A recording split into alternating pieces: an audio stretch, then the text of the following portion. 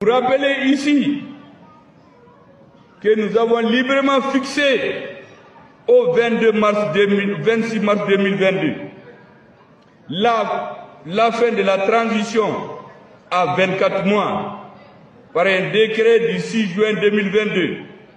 Donc la transition est censée prendre fin le 26 mars 2024. Mais elle a été reportée sine die, unilatéralement, sans débat au sein du gouvernement. Est-ce que vous pouvez imaginer ça? J'ai appris dans les médias que la transition a été reportée, alors que j'ai signé le décret qui met la fin à 2024. Monsieur Choguel Maïga, actuel Premier ministre du Mali et président du mouvement M5 RFP, a tenu un discours pendant le week-end devant ses partisans du M5 RFP du Mali. Et dans ce discours, il était en train de parler non seulement de la situation générale du pays, des assises nationales, de la tenue de cette transition, mais ce qui va nous intéresser, et c'est ce qui fait parler beaucoup sur les réseaux sociaux, c'est du fait que M. Choguel Maïga, actuel Premier ministre, a eu à critiquer ouvertement cette transition au Mali, pourquoi ne pas dire les dirigeants de cette transition. Et après cette déclaration, il y a la télévision nationale malienne qu'on appelle ORTM qui a fait un communiqué et qui a condamné les propos du Premier ministre M. Choguel Maïga. Et de l'autre côté, dans cette vidéo, on va essayer de regarder la réaction de la France-Afrique à travers ce reportage de M. Serge, qui est l'envoyé spécial de la chaîne de télévision TV5 Monde au Sahel. Ce qu'il faut dire dans tout ça, c'est que actuellement, ou bien ces derniers temps, les pays de l'AES sont réellement attaqués. Que ce soit au niveau national ou bien au niveau international, à travers des présidents des partis politiques qui sont en train de sortir médiatiquement, en train de dire soit que ces tentatives de déstabilisation par des coups d'État sont réellement fausses, ou bien pour dire que ce qui se passe actuellement dans cette transition, qu'il y a quelque chose qui ne marche pas et qu'on doit se remettre en cause pour que cette transition-là puisse très bien marcher. Dans les propos de M. Choguel Maïga, on comprend ce sens de patriotisme parce qu'il appelle la population à respecter le président et à mettre l'AES et l'intérêt du Mali au-dessus de tout. La question qu'on doit se poser, est-ce que après cette sortie de M. Choguel Maïga, il sera sanctionné par le gouvernement actuel? Pour mieux comprendre, je vous invite à regarder cette vidéo jusqu'à la fin. Aujourd'hui, ce sont les responsables de certains de ces partis que vous voyez à la télé menacer le M5, vouloir interdire des manifestations, insulter le Premier ministre dans les médias, dans les télés. Il y en a qui se sont même spécialisés. Il paraît que quand vous l'insultez, le lendemain vous êtes gratifié. Mesdames et messieurs, nous ne pouvons pas continuer cela. Mais je vous ai dit, ce qui me paraît important, c'est ce que je vous ai dit lorsque nous étions devenus Premier ministre.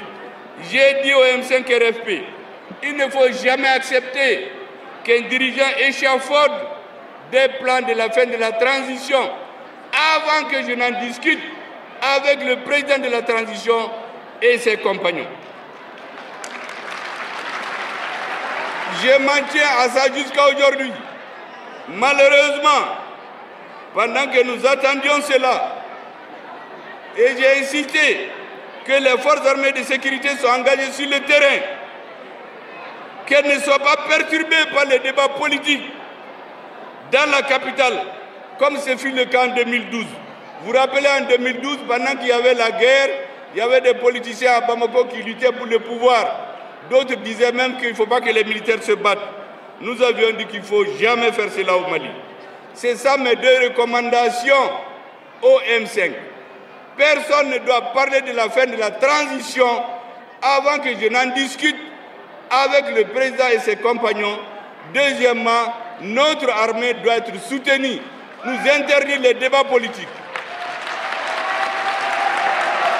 Malheureusement, ici, il y a des gens qui ont confondu cela de la faiblesse.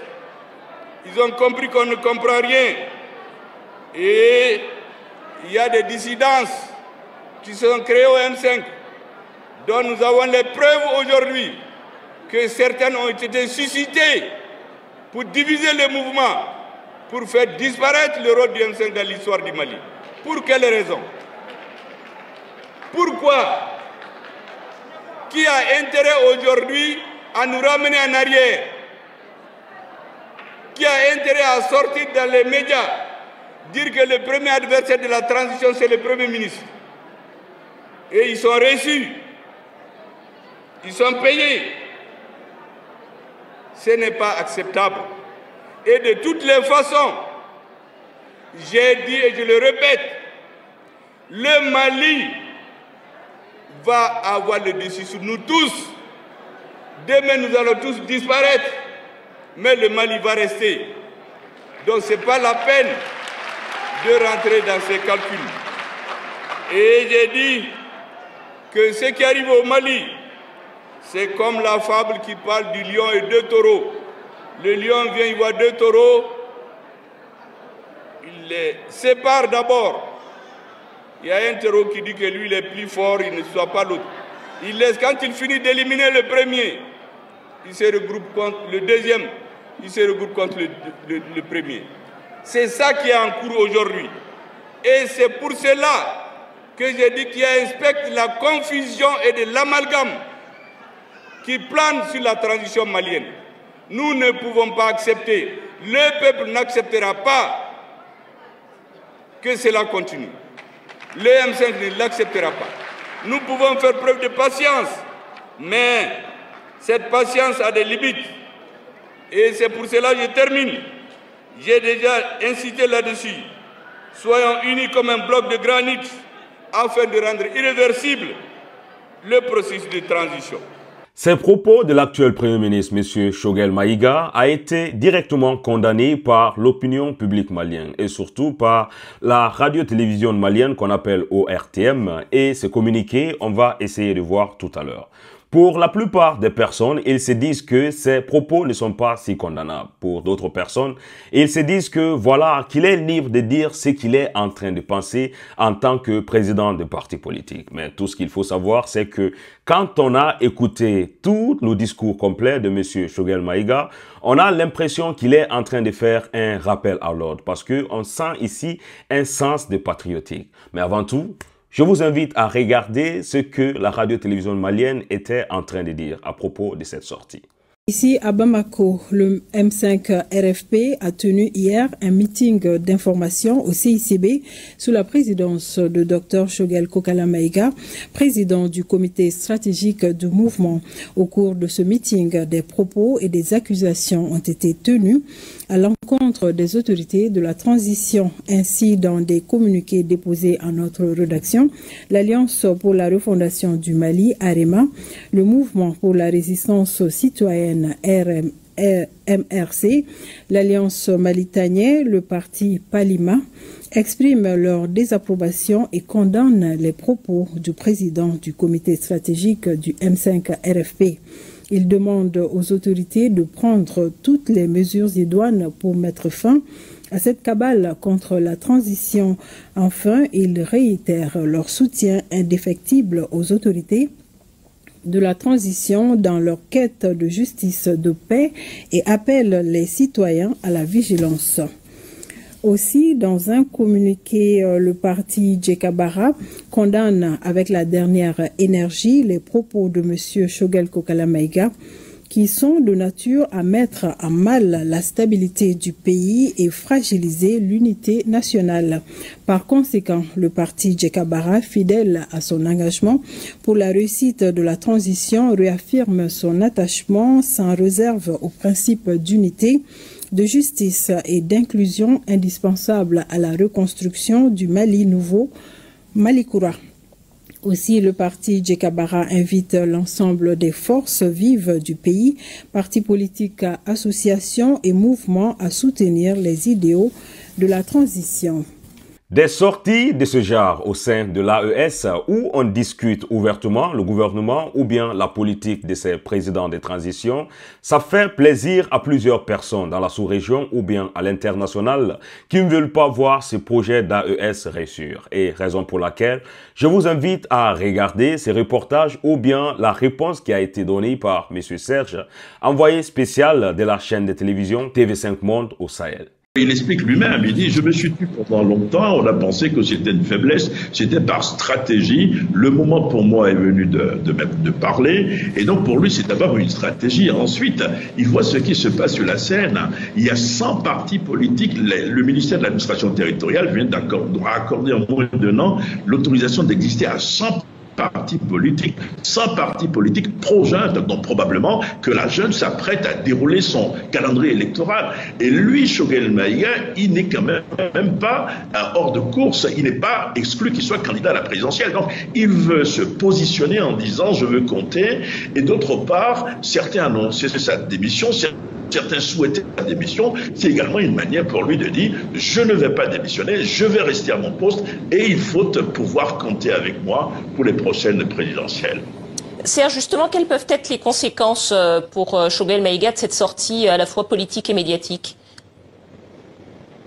Alors certains disent que c'est risqué, mais le problème c'est que c'est une crise désormais ouverte entre un Premier ministre civil qui a ses partisans et la junte composée, comme vous le savez, de militaires. Ce dimanche, il y a eu un communiqué officiel de l'ARIMA. Il faut savoir qu'au Mali, l'ARIMA c'est l'Alliance pour la refondation au Mali. C'est une structure qui est très proche de la junte. Le communiqué condamne la déclaration du Premier ministre et demande au général Assimi Goïta, donc le chef de la junte, de le démettre de ses fonctions. Donc on va avoir probablement, en termes de rapport de force dans les jours, les semaines qui suivent, une espèce de clarification qui va s'annoncer. Mais il faut le dire, Choguel Maïga est aujourd'hui un caillou dans la chaussure de la junte. En tout cas, mes frères, si vous avez regardé cette vidéo jusque-là, je vous prie de laisser en commentaire tout ce que vous pensez concernant cette sortie de M. Choguel Maïga. Est-ce qu'il avait le droit de critiquer ouvertement? Mais il ne faut pas oublier aussi qu'il est un président de parti politique. Il peut avoir l'ambition de diriger ce pays. Et étant donné que ce gouvernement actuel de la transition, à la tête M. Assimi Goïta, ils n'ont pas, voilà, cette idée ou bien cet élan qui disent que nous allons partir aux élections dans un bref délai. De part et d'autre, nous sommes en train de voir ici qu'il y a une question d'intérêt qui est en train de se poser.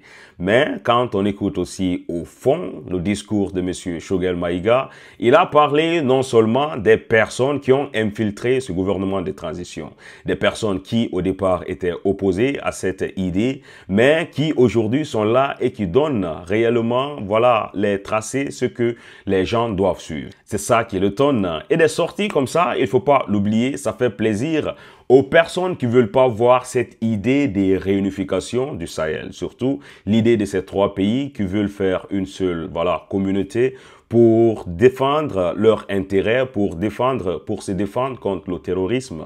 En tout cas, mes frères, les opinions sont partagées. Chacun a ses raisons du pourquoi est-ce qu'il va dire M. Choguel Maïga a raison, ou bien du pourquoi est-ce que M. Choguel Maïga ne doit pas, voilà, critiquer ouvertement à une période cruciale de l'histoire du pays qu'on appelle le Mali.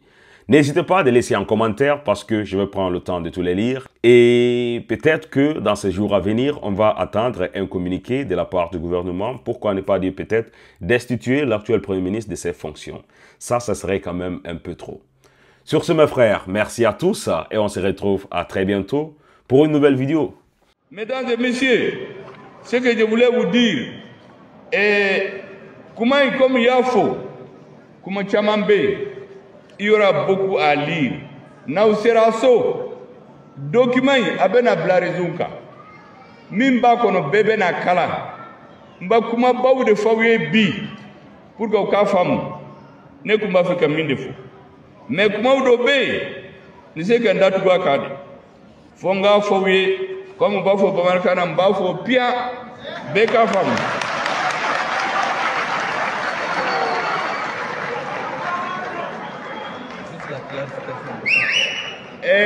Comment est une clarification?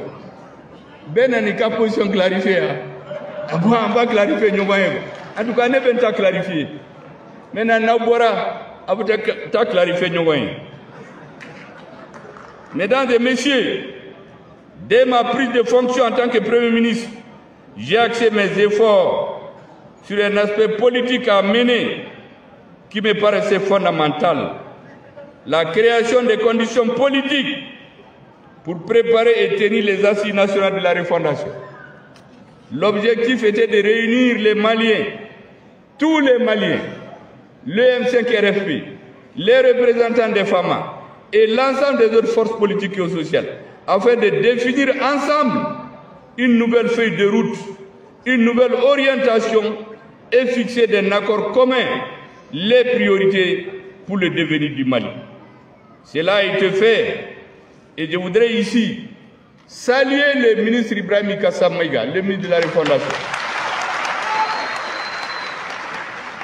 Et tous les cadres et toutes les équipes qui étaient autour de lui, c'est eux qui ont fait les ouvriers pour tracer pour la transition une nouvelle feuille de route.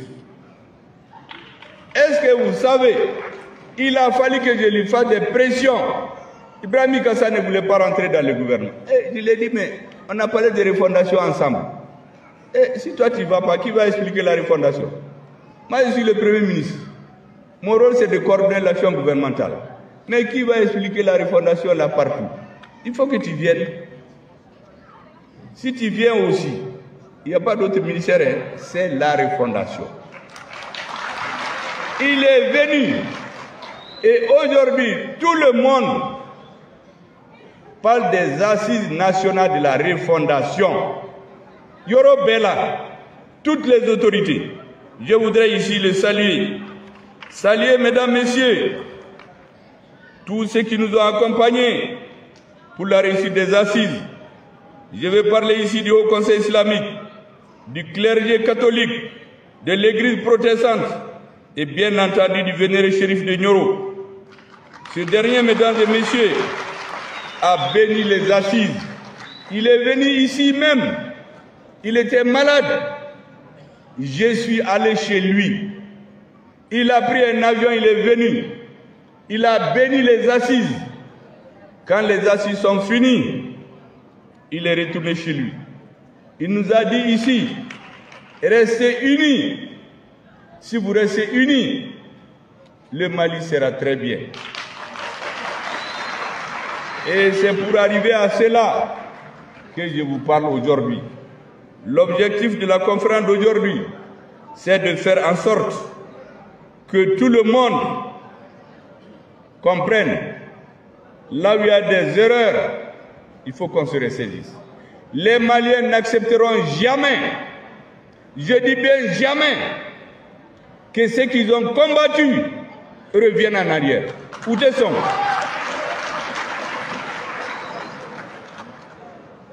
C'est pour cela, mesdames et messieurs, je voudrais ici rendre un hommage particulier et mérité à la diaspora malienne, à tous les influenceurs et les réseaux sociaux et différents médias pour leur contribution inestimable, leur mobilisation pour l'avènement et la réussite de la transition malienne, de la refondation et du Mali croix. Si vous aurez remarqué, personne au Mali ne s'est jamais attaqué à des étrangers, ne s'est jamais attaqué aux intérêts étrangers.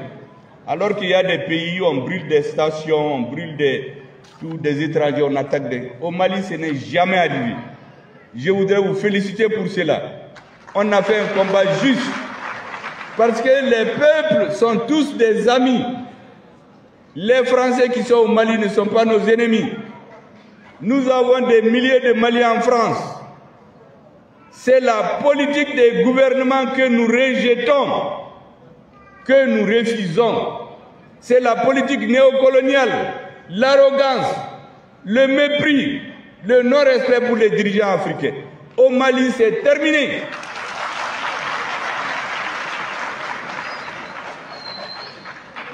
Mesdames et messieurs, c'est pour cela que le Mali était devenu une référence partout en Afrique. Partout dans le monde, tous les pays progressistes, tous les peuples épris de souveraineté, d'indépendance, de dignité, de respect mutuel, sont fiers du Mali. Mais pour cela, le M5 a structuré ses demandes en des points très clairs pour qu'il n'y ait pas d'erreur et de tromperie sur la marchandise. Dans le commerce, ça se fait souvent. Vous savez qu'en politique, les gens viennent, tiennent un discours, mais une fois qu'ils sont au pouvoir, ils font autre chose. Le M5 a écrit ce qu'il voulait. Donc celui qui vient manigancer, qui a mélangé à Banonao. Niyuta, quand vous allez les résumer, c'est 5 points principaux. Les 10 points, 17 mesures, là, je résume. La sécurité. Les Maliens voulaient la sécurité.